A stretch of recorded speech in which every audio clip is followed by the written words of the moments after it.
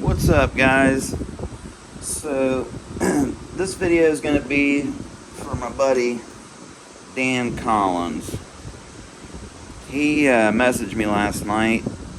He had a back surgery yesterday, yesterday I think, or the day before, and he's laid up in the hospital right now. Dan has a YouTube channel as well. Danny Collins Custom Leather, and what's the name of your Flint Napping channel, Dan? Leather and Lithics and Leather and Lithics. Dan Collins Lithics and Leather, maybe. Sorry about that. But anyways, so here we go. He requested that I make one of his Justwingit points. And that's the type, is just wing it. You know, you get it, right? So, anyways, it kind of looks like a turkey tail, but it has incurvate edges on the shoulders and then down here as well. So the widest point's out here. And then kind of like a turkey tail or Ross base. So it's really cool looking point. It looks like a really fancy turkey tail or something. But you know, I don't have a picture of it or anything, but I got a pretty good mental image of what it should look like. And you know, it's the Justwingit point, so obviously I'll have my own little twist on it, I guess. So I'm just going to use some Coastal Plains chert. This is Flint River. It's a really nice piece here. This is raw. You know what? I was gonna heat treat this one. Let me see what else I got laying around here.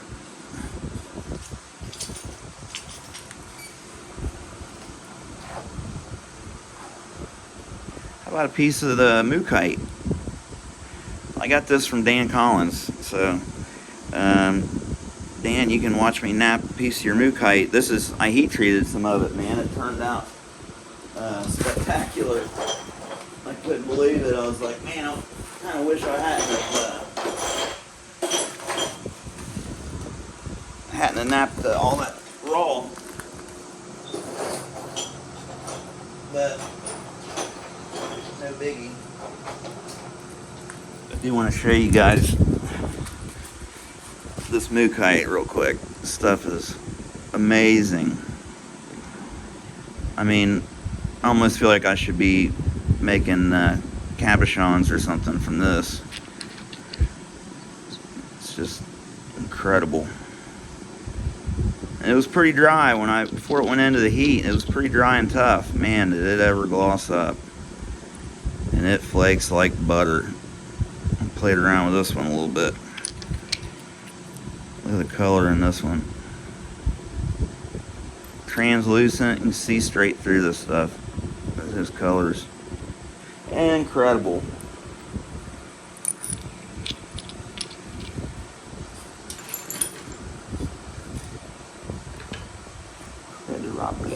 Okay, here we go. I think I'm going to use my little solid copper bopper for this one.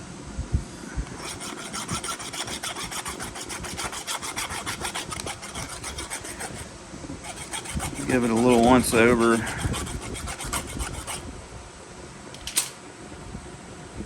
sure there's nothing too bad hanging out of there.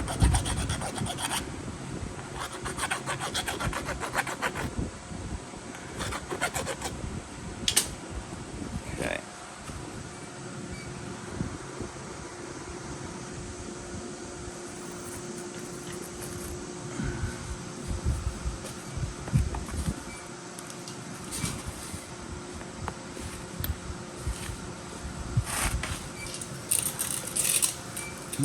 Sorry about the fans, guys. It's hotter than Hades. It's hotter than two rats wrestling in a wool sock.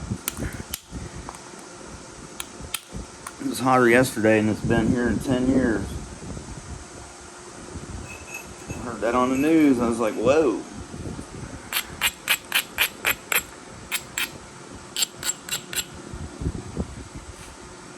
It is hot.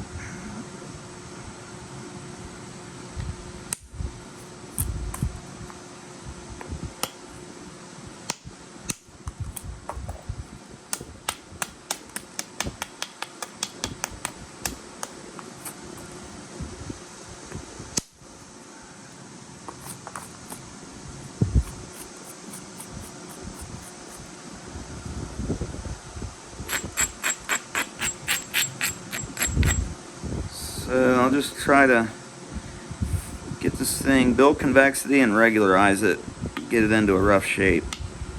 That's really the first steps.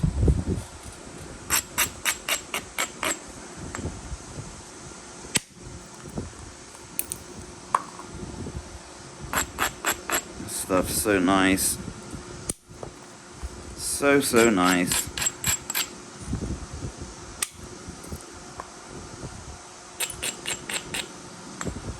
You guys see that okay?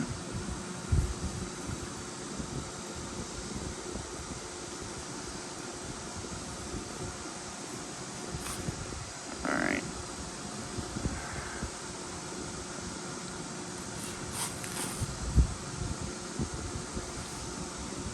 I want to film a video, back the camera up, and get a full view of me doing direct percussion, because I know you guys can't really see. You're just catching the tail end of my swing, and I know it'd be helpful to see my full range of motion when I'm striking, at least for the direct percussion anyway. Because I kind of come up high next to my chin before I drop down and hit it, and then it follows through real nice.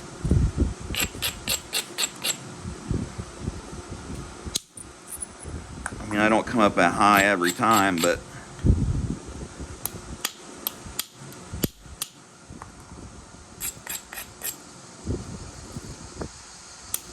so it's real flat right here. I need to build some convexity. And then on this side, it looks like it needs to have some material removed. So I'll go ahead and bring this edge all the way up and bring it down low enough where I can flip it and get rid of this excess mass here.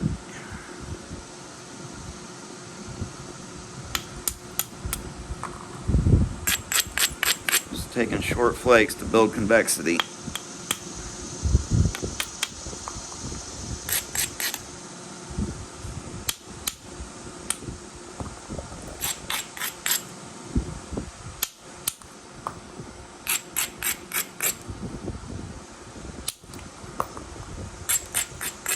Actually, I might be able to just get this with one shot from out here.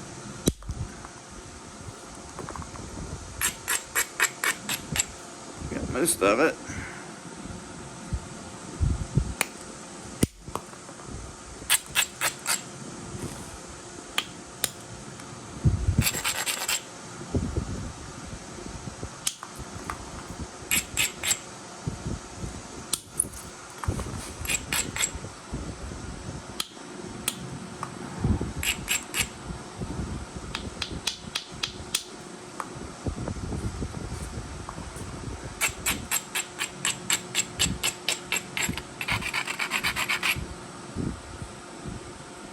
I think I can come back now. This is kind of high, but I think I can get it. Especially if I support it. What do you got over there, cat? Chase something around the corner. What is that? That's a butterfly. Poor thing.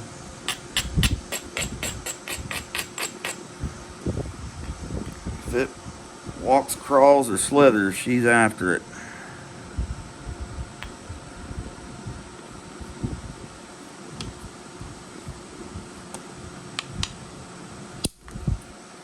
So I hit that kind of in this fashion, and I have my finger supporting it, but not only supporting it, I was actually pulling on that flake to really help it get around that, remove that mass. Give it a little abrade. Might be able to get one more there. Talk it into coming off there. hit right on that ridge, and it prevented that flake from releasing. Same thing, I hit right on top there. Now watch, I'll hit right between them, or right beside it, and it'll go.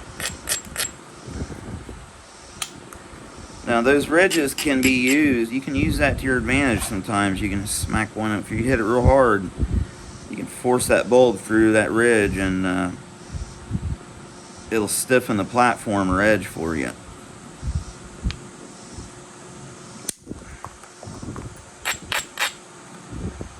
Okay, so this thing's going to be kind of shaped like this. Looks like this is really nice material. All of it's real nice. You can get rid of the square edge before I make any more decisions on where I want to place the point. You want to get your preform so far along, that way you know you're not going to run into too many major problems. At least get into the rock. Sometimes they can look great and then not be at all. I bought a big old piece of Indonesian, or I think it was Indonesian jasper, and I won't say who I got it off of, but it was a great big piece, man. The thing, I think I paid like 50 or 60 bucks for this big old chunk, just one piece. And I got home, that thing looked so beautiful on the outside, glossy. It had some Cortex on it, but I got home and hit that thing and it just crumbled like nothing I've ever seen. I mean, just into a million little cubical pieces. But you know, sometimes you just can't tell until you get in. It wasn't the seller, rock seller's fault, because it didn't look bad at all. I don't blame him for not testing it, but I let him know too that it happened in case he had any more of it.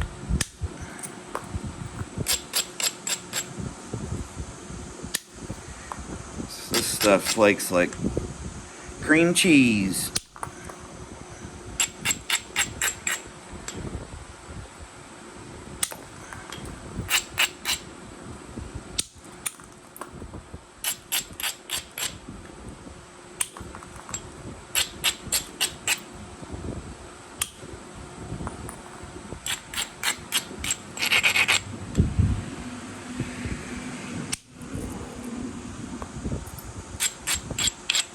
Trying to get that one to run in there a little farther.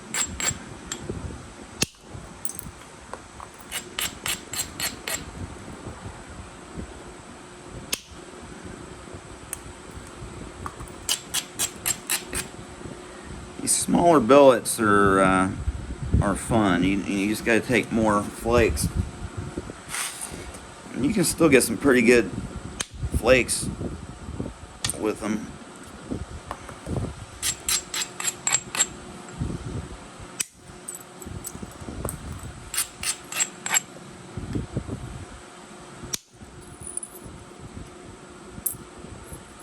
That one there went good because that platform was set up perfect. I had that ridge.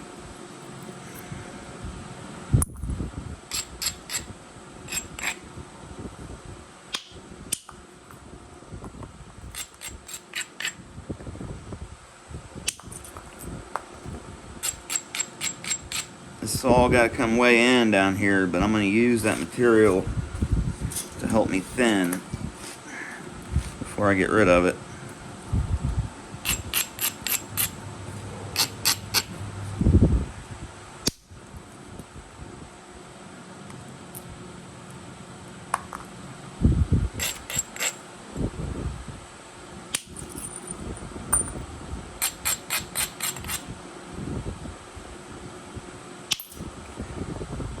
Same thing, I hit on that ridge. Didn't let go. I think I'd learned my lesson. Just a little one there. Okay, now I'm going to turn my base back up. try to catch back up with this steep edge I got going on here. Probably hit it from over here to see if I can take it down a little bit.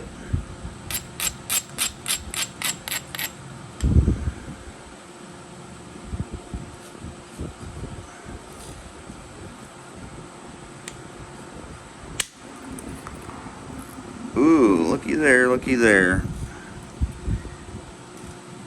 It's a cone of percussion. There's a bulb inside there. It's from something striking the stone this way, putting a cone in there.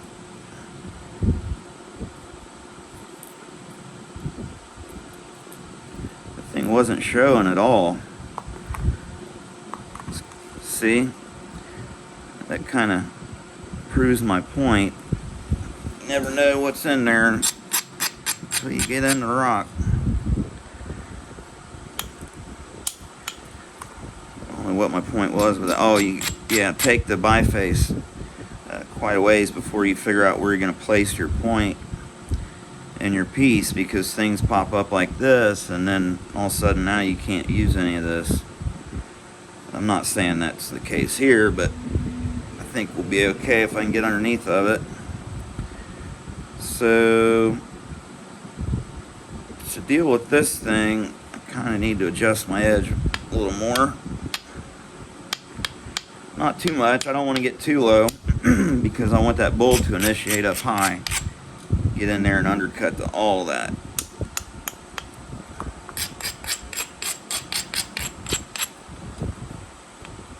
I'm not going to try to do it all with one shot either. I'll take my first one on the... I'll work my way in from this side and maybe even this side.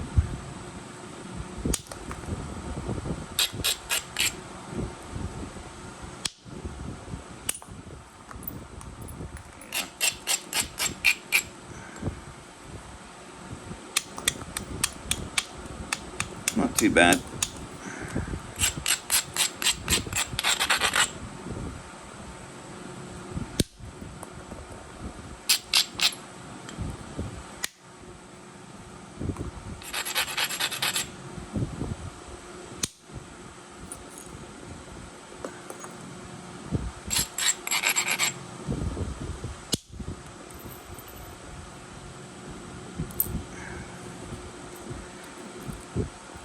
Took care of it. That's why it's helpful to work into it. By the time you get down here, you got a nice big ridge to follow and a nice platform, and it's relieved on the one side, you know. So I could remove some more mass right in here though. Try to get another one right there. I'm not really adjusting these edges too much. I became familiar enough with what'll work and what won't work, that I'm hitting a lot more edges than I usually do. With the surface support and the back edge support and stuff, it has completely changed the way I nap. 100% for the good. If you're hitting a piece, the work piece, whether it be with percussion or indirect or whatever, and it's bouncing around in your hand, you're not supporting it well enough. Just holding it there firmly is not... Just holding it in place and trying to let the weight of the rock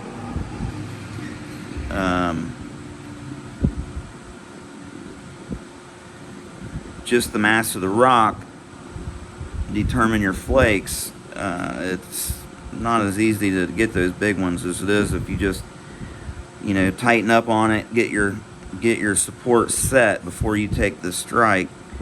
You know, how do I want to be holding this thing, and how tight, and where do I want to be applying pressure? Could I end snap it, or could I hit it? And if there's a radial fracture, a lot of times in the edge, it'll break across. So it helps to pull it in a straight line this way, and then from all edges, you know, just like you're trying to hold it together, and it'll really prevent breakage. Big old step fracture right there.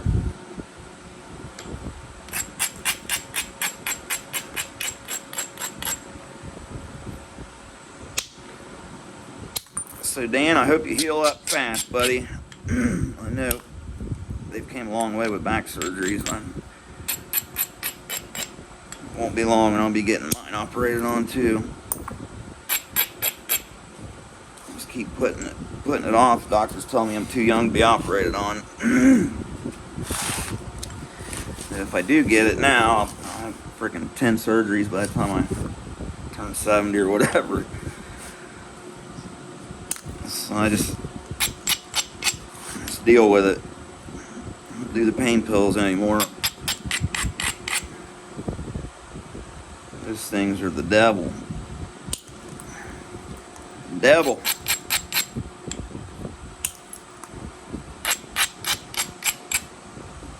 Tylenol.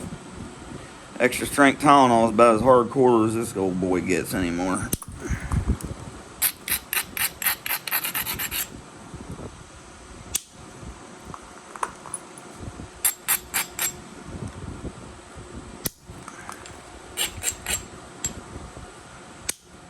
I've sure ate my share of them, though, I can tell you that. Enough to spend 60 days in rehab.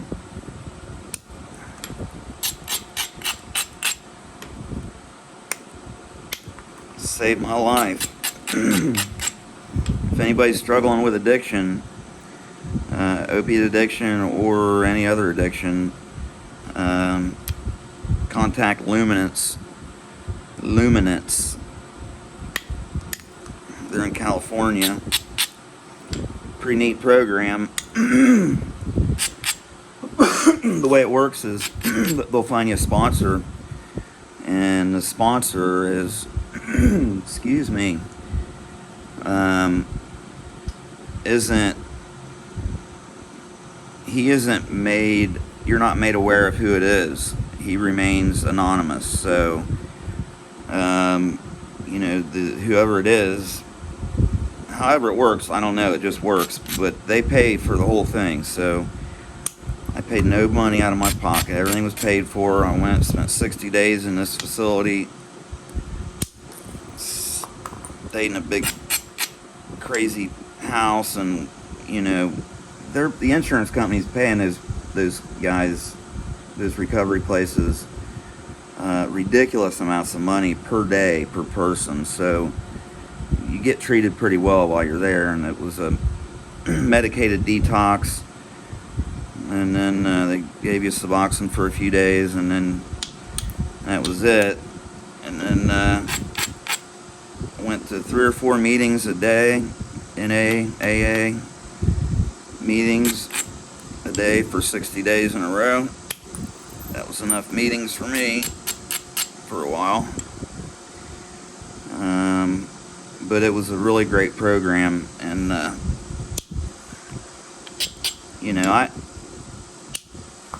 talk about it. I don't talk about it a whole lot on here because I know there's people are pretty jaded when it comes to the subject. A lot of people are, and I can understand that because people have dealt with it and probably got real strong emotions tied to it, and just the whole subject of addiction is like walking on eggshells. But I've always been open with it. I wouldn't be who I am today if things hadn't happened like they did. And anyway, I'll get off that subject. But anyways, yeah, Luminance, that place in California, it's you can do 30, 60, or 90 days. They want you to do 60 regardless, but a lot of people stayed the extra 30. They didn't want to leave. I was like, get me the hell out of here. It sounds nice, but trust me, it was not.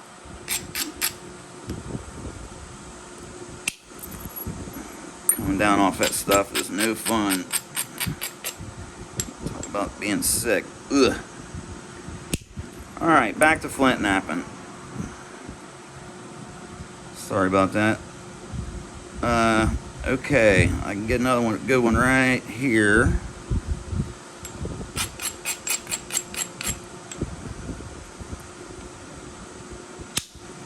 I gotta bring this bass way in. I was making a Snyder's Point or something. Sitting there talking about opiate addiction.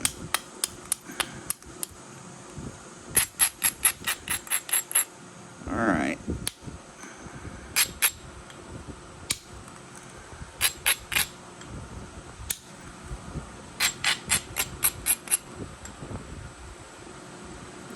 Looking pretty good though. I mean, we got a nice preform going here. For sure.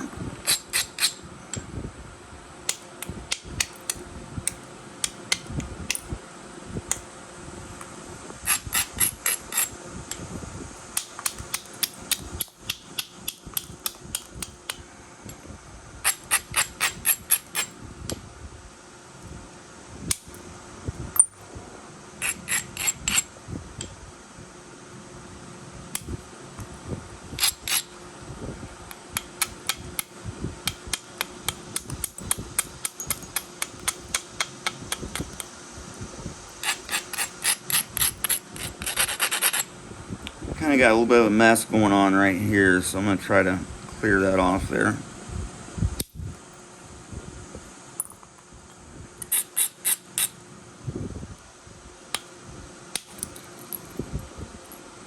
There we go.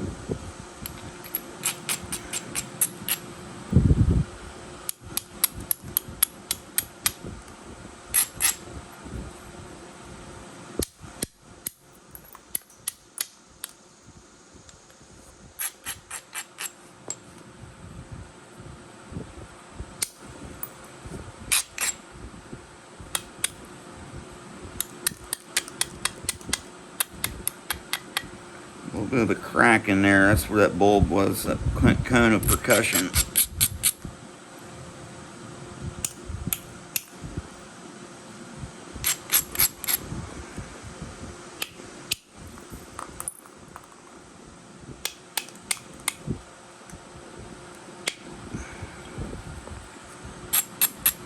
I think that took care of it.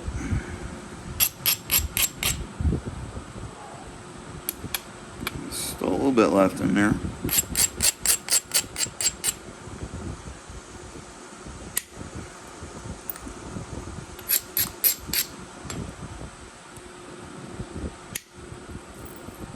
There we go.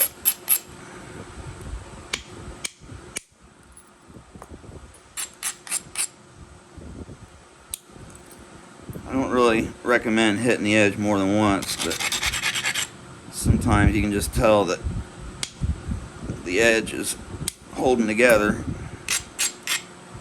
If it crushes at all the first time you hit it, you probably want to grind it.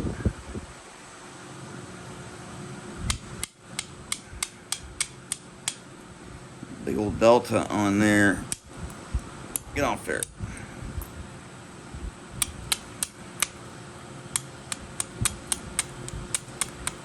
Raise this up. Trim it out of my way.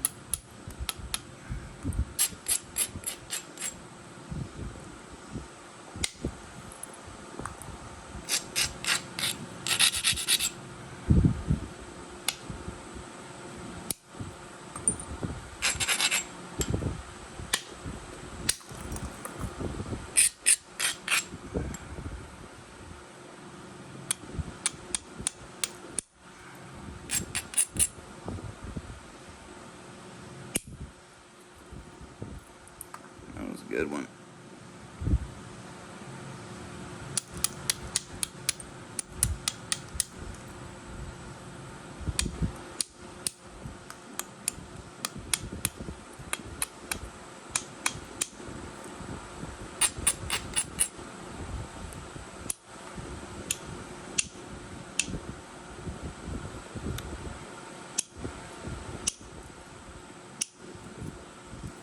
There it went.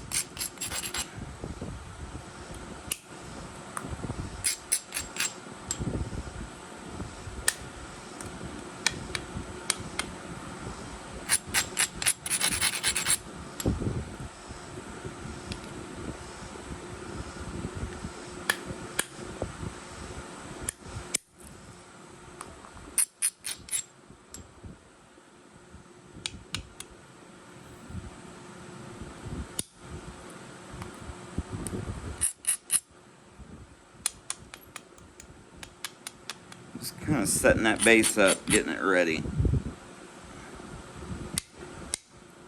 Just winging it.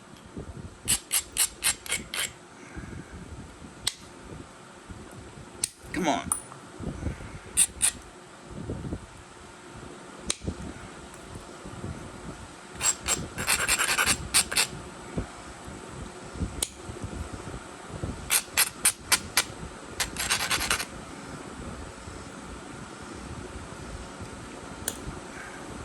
Better start pressure flaking it before I whittle it away to nothing.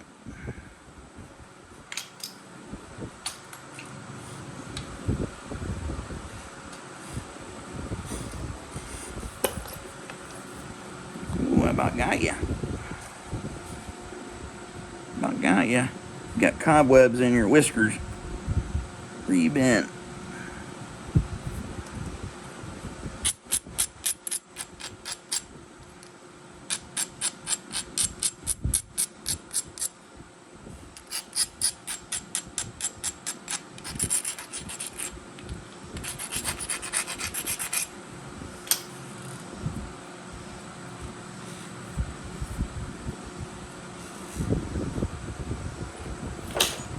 Try flaking into some leather on this one.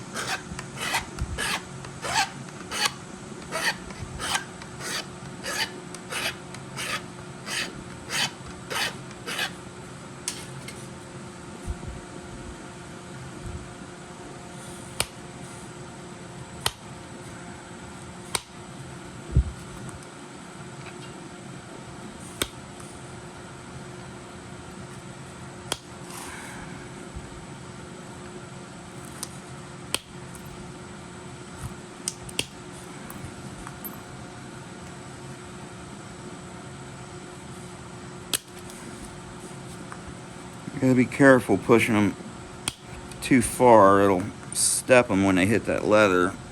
If I got it open out by the edge, if I support them right from the edge, they usually feather out.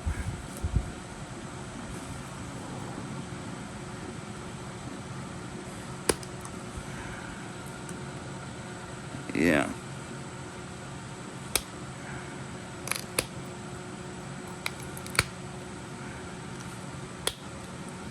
You gotta kind of let the piece rest down into the leather before you push in order to get that support.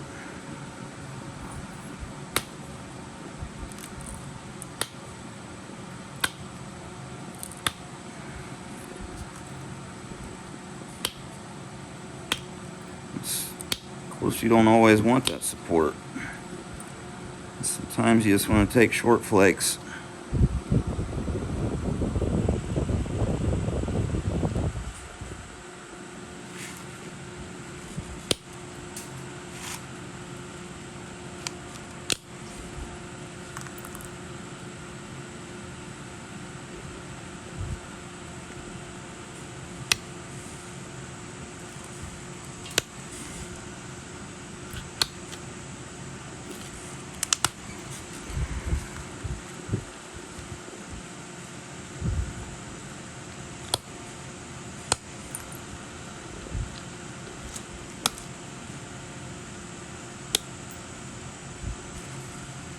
Man, my hands are slick. Can't get a hold of this flaker.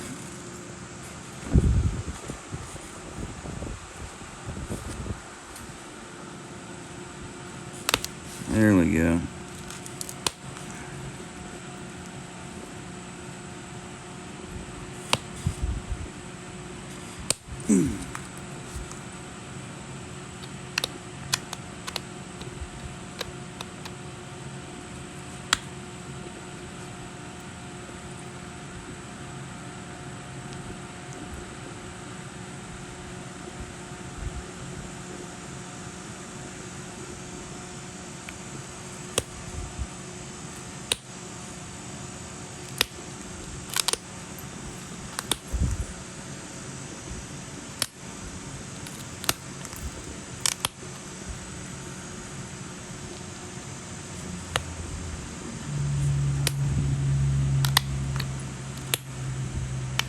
So I debated on heat treating that Danish dagger I made the video of, the preform, but I'm not going to. I'm just going to go ahead and chip it raw.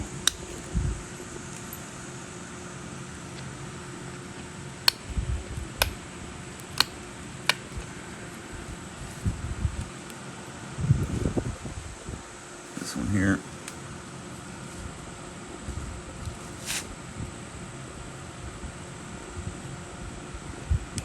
It's ready to go.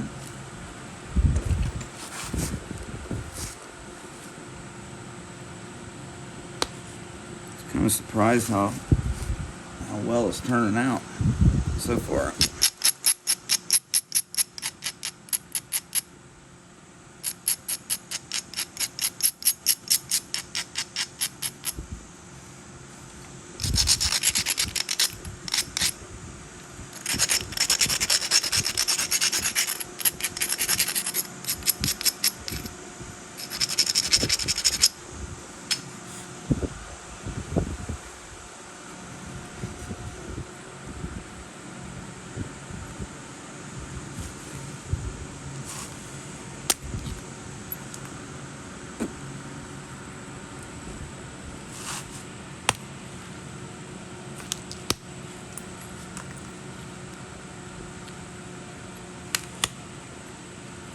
When it comes to pressure flaking, there's so many subtle little different things that you can do that make a difference. One being just the angle in which you apply the pressure. You can pull out this way, or you can push straight in this way, or you can do a combination of both, or you can turn the piece and rake it across the surface like this.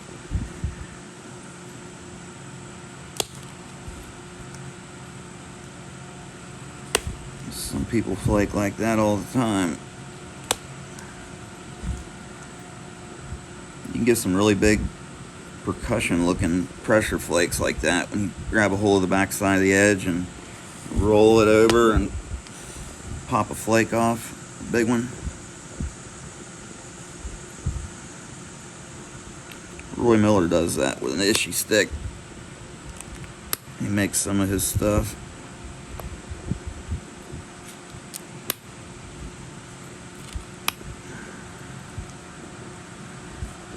A little bit of a boo-boo going on down here. Let's see if I can take care of that. It might be a percussion flake.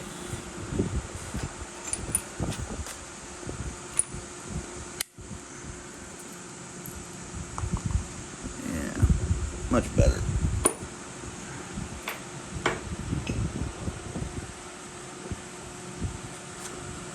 I'm going to switch over to my handheld flaker here. It's got a pretty large piece of copper in it. I just keep it filed down. I use this for all my real heavy duty stuff, but it works good for smaller stuff too.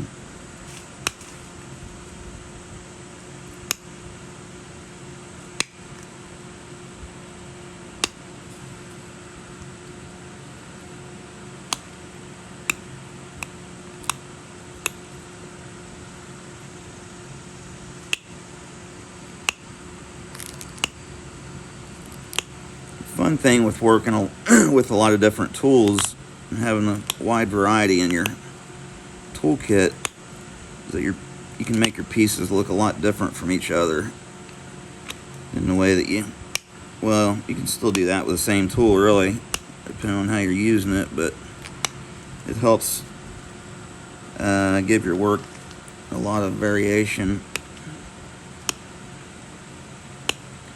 in my opinion, in my experience.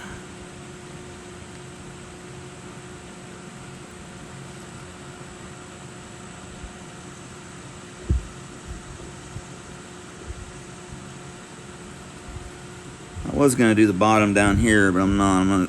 I'm going to do it down here.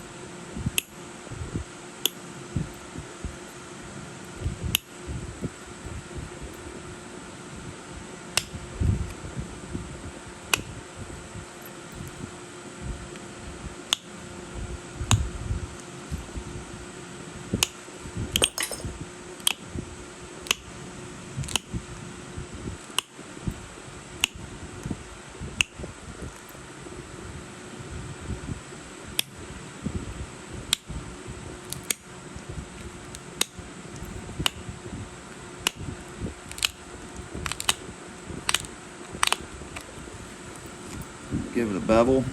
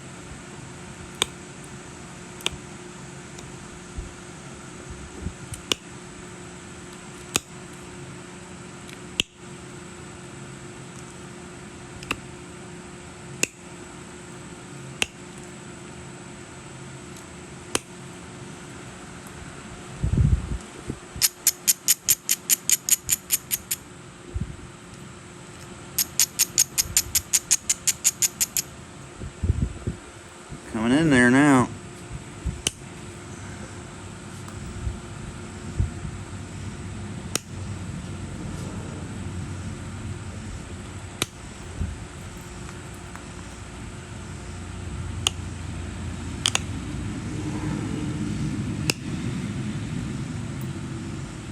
Skipped ahead a little bit there and took one so it'll create a ridge for me to really get a nice removal here.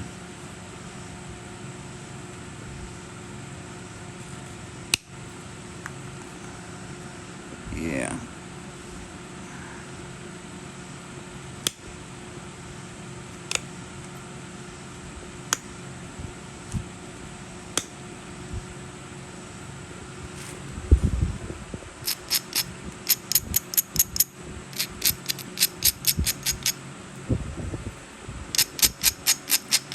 These things are a lot of fun to make. We'll say that. I love making turkey tails.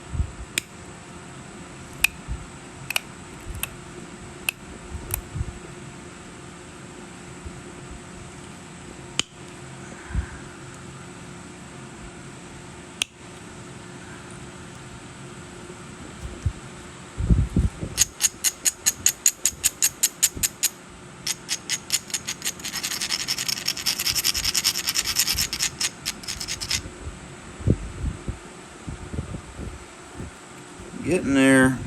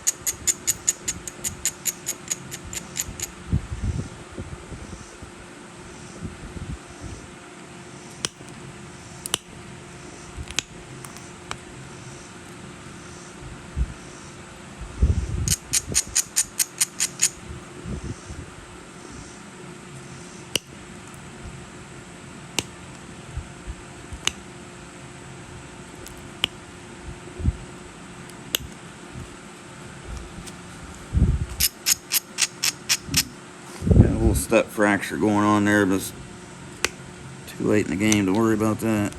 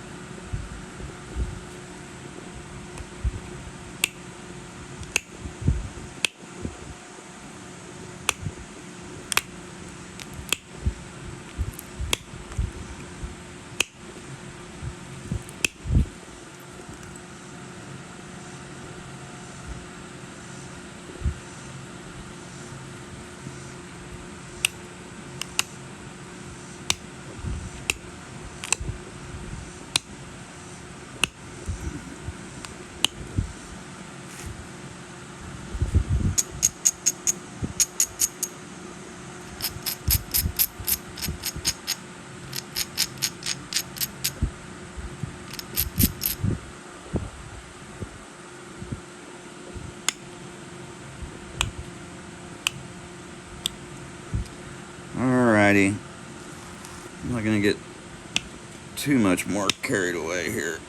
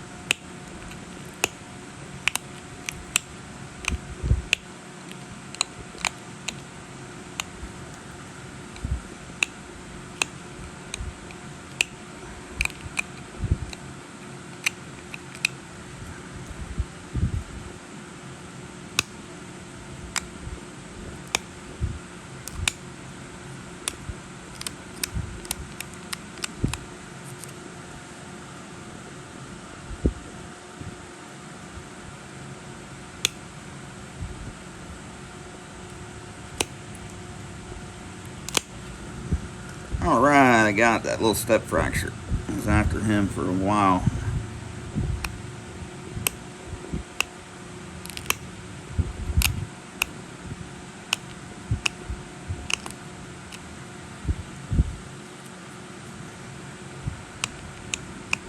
Alright, this is my Justwingit Point. Let me get some notches in it.